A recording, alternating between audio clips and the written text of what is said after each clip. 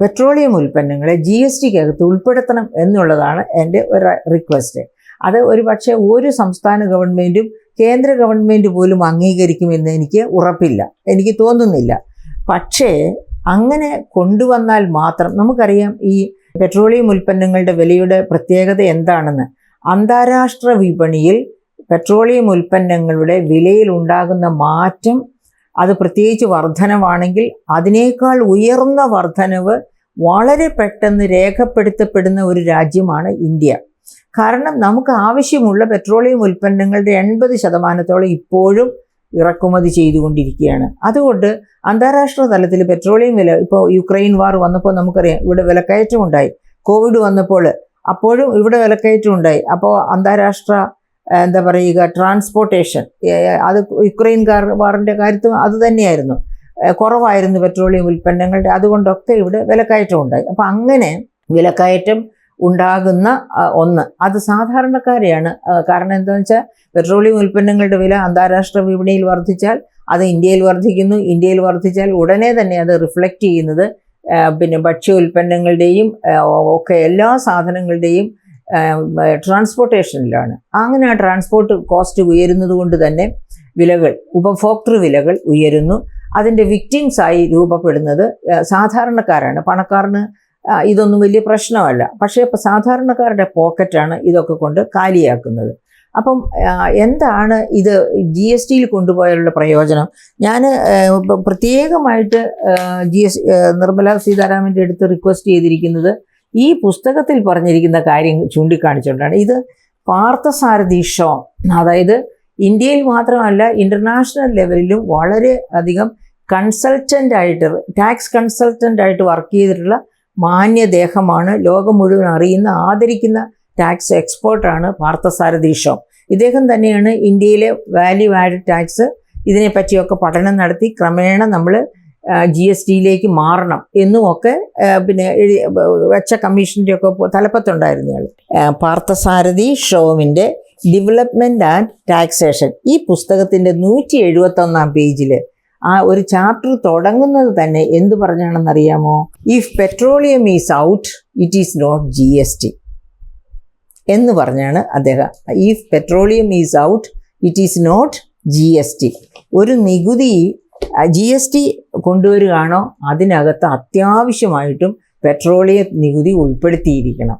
കാരണം പാർത്ഥസാരഥി ഷോവിനറിയാം, ഇന്ത്യ പോലെയുള്ള ഒരു രാജ്യത്ത്, ഹൈലി പോപ്പുലേറ്റഡ് ആയിട്ടുള്ള ഒരു രാജ്യത്ത് പെട്രോളിയം ഉൽപ്പന്നങ്ങൾ, അതും 80% ഇറക്കുമതി ചെയ്യുന്ന ഒരു രാജ്യത്ത് പെട്രോളിയം ഉൽപ്പന്നങ്ങളുടെ വില നിയന്ത്രിച്ചു നിർത്താൻ കഴിയണമെങ്കിൽ അത് GSTക്കകത്ത് ഉൾപ്പെടണം.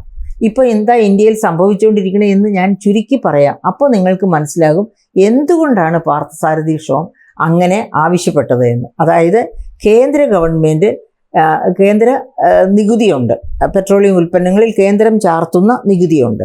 കേന്ദ്രം ചാർത്തുന്ന നികുതിക്ക് മുകളിലാണ് കേന്ദ്രം ചാർത്തുന്ന സെസ് എന്ന് പറയുന്നതും നികുതിക്ക് മുകളിലുള്ള നികുതിയാണ്, കോൺസ്റ്റിറ്റ്യൂഷൻ അംഗീകരിക്കുന്നതുമാണ്. അതിൻ്റെ പർപ്പസ് എന്നൊക്കെ പ്രത്യേകമായിട്ട് പറയുന്നുണ്ട്. അതായത് സെസ് ഈടാക്കിയാൽ ആ സെസ് കേന്ദ്രം തന്നെ ചെലവഴിച്ചുകൂടാ, സംസ്ഥാനങ്ങളുമായിട്ട് ഷെയർ ചെയ്യണം എന്നൊക്കെയുള്ള നിബന്ധനകളുണ്ട്. അതവിടെ ഇരിക്കട്ടെ. വീണ്ടും സർചാർജ്, അപ്പം നികുതി ഈടാക്കാം, അതിൻ്റെ മുകളിൽ സെസ് ഈടാക്കാം, അതിനു മുകളിൽ സർചാർജ് ഈടാക്കാം ഈ പെട്രോളിയം ഉൽപ്പന്നങ്ങളിൽ കേന്ദ്രത്തിന് തന്നെ. ഇനി ഈ പെട്രോളിയം ഉൽപ്പന്നങ്ങൾ സംസ്ഥാനത്തേക്ക് എത്തുമ്പോഴോ സംസ്ഥാന ഗവൺമെൻറ്റിനും ഇത് 3 ഈടാക്കാം. അതായത് സംസ്ഥാനത്തിൻ്റെ നികുതിയുണ്ട്, സംസ്ഥാനത്തിൻ്റെ വക സെസ് ഉണ്ട്, സംസ്ഥാനത്തിൻ്റെ വക സർചാർജ് ഉണ്ട്. സംസ്ഥാനത്തിൻ്റെ വക സെസ്സിന് ഞാനൊരു എക്സാമ്പിൾ പറയാം. 2016-17 ബഡ്ജറ്റിൽ ഡോക്ടർ തോമസ് ഐസക്ക് കിഫ്ബി വഴി എടുക്കുന്ന കടം, ആ കടത്തിൻ്റെ പലിശയൊക്കെ കൊടുക്കാൻ വേണ്ടിയാണ് അത് 1% സെസ് പെട്രോളിയം ഉൽപ്പന്നങ്ങളിൽ ഏർപ്പെടുത്തി. 2016-17 ബഡ്ജറ്റിൽ 1% സെസ് പെട്രോളിയം ഉൽപ്പന്നങ്ങളിൽ ഏർപ്പെടുത്തി. ആ സെസ് നേരെ പോകുന്നത് കിഫ്ബി അക്കൗണ്ടിലേക്കാണ്, ഖജനാവിലേക്കല്ല. എന്ന് വെച്ചാൽ എന്താ അതിൻ്റെ അർത്ഥം? സെസ് ഈടാക്കാൻ സംസ്ഥാന ഗവൺമെൻറ്റിന് അധികാരമുണ്ട്, കോൺസ്റ്റിറ്റ്യൂഷണലായി തന്നെ. അതുപോലെ അധികാരമുണ്ട് കേന്ദ്ര ഗവൺമെൻറ്റിനും. അപ്പോൾ ഈ കേന്ദ്രവും സംസ്ഥാനവും കൂടി എന്ത് ചെയ്തു? കേന്ദ്ര ഗവൺമെൻറ്റിൻ്റെ നികുതിയുണ്ട്, ആ നികുതിക്ക് മേൽ സെസ് ഉണ്ട്, അതുപോലെ തന്നെ സർചാർജ് ഉണ്ട്. ഇത് കേന്ദ്ര ഗവൺമെൻറ് സർചാർജും നികുതിയൊക്കെ ഈടാക്കുന്നത് നാഷണൽ ഹൈവേകളുടെ കൺസ്ട്രക്ഷനും ഒക്കെയാണ് എന്നാണ് പറയുന്നത്. അപ്പോൾ അങ്ങനെ ആണ്. പക്ഷെ ശരിയാണ് എന്ന് പറയുമ്പോൾ ജനങ്ങൾക്ക് വഹിക്കാൻ പറ്റുന്നത് എത്ര എന്നവർ നോക്കുന്നില്ല. അതാണ് മത്സരിച്ച് കേന്ദ്രവും സംസ്ഥാനങ്ങളും നികുതിയും സെസ്സും സർചാർജും ഒക്കെ ഈടാക്കുമ്പോൾ എന്താണ് സംഭവിക്കുന്നത്? ഇന്ധനത്തിൽ ഇടുന്ന ഏത് നികുതിയും ഏത് സെസ്സും ഏത് സർചാർജും ഇമ്മീഡിയറ്റ് ആയിട്ട് നമ്മുടെ അനുദിന ജീവിതത്തെ ബാധിക്കാൻ തുടങ്ങുന്നു. എങ്ങനെയാണ്? പെട്രോൾ, ഡീസൽ ഇവയൊക്കെ അടിക്കാതെ ഉൽപ്പന്നങ്ങളുടെ ട്രാൻസ്പോർട്ടേഷൻ പറ്റില്ല, നമ്മുടെ ട്രാൻസ്പോർട്ടേഷൻ പറ്റത്തില്ല, നമുക്ക് സ്വന്തം വെഹിക്കിൾസ് ഉണ്ടെങ്കിൽ അതുവഴിയുള്ള ട്രാൻസ്പോർട്ടേഷൻ പറ്റില്ല. അപ്പോൾ അനുദിന ജീവിതത്തിലേക്കും അതുപോലെ നമ്മൾ വാങ്ങുന്ന എല്ലാ തരം വെജിറ്റബിൾസും പ്രൊവിഷൻസ് അതിൻ്റെ എല്ലാം വിലകളിലേക്ക് ഇത് നിഴലിക്കുകയാണ് ചെയ്യുന്നത്. അതുകൊണ്ടാണ് ഇത് വളരെ നിർണായകമായ ഒരു ടാക്സാണ്. ആ നിർണായകത്വം കൊണ്ടാണ് പാർത്ഥസാരഥി ഷോം പറഞ്ഞത്, if petroleum is out GST, it is not GST. അതായത് പെട്രോളിയം പുറത്താണോ എങ്കിൽ അത് GST അല്ല എന്നാണ് അദ്ദേഹത്തിൻ്റെ.